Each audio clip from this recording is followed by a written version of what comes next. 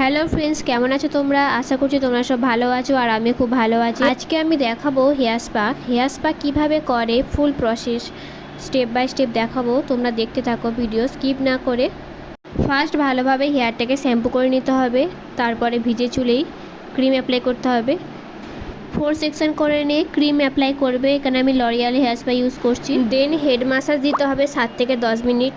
Massage হয়ে গেলে steam দিতে হবে 5 মিনিটস।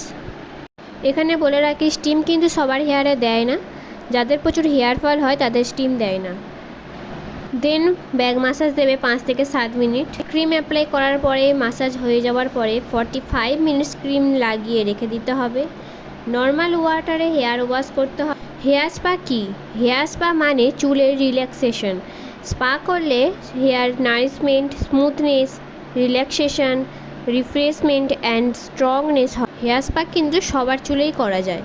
ট্রিটমেন্ট করলে হেয়ারের রিল্যাক্সেশন হয়। এখানে হেয়ার স্পার ফুল মাসাজ দেখাবো step by step. First forehead থেকে মাসাজ স্টার্ট করব, দেন আইব্রোস, তারপরে হেড মাসাজ করব। হেড মাসাজ করার পর ব্যাক মাসাজ দেব 5 থেকে 7 মিনিট।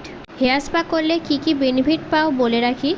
হেয়ার শাইন করে, ড্যান্ড্রফ ক্লিয়ার করে, হেয়ার স্ট্রং করে, ব্লাড সার্কুলেশন ভালো থাকে। এখানে হেড মাসাজ দেখিয়েছি স্টেপ বাই স্টেপ, তাই ভিডিও স্কিপ না করে ফুল ভিডিও দেখতে থাকো।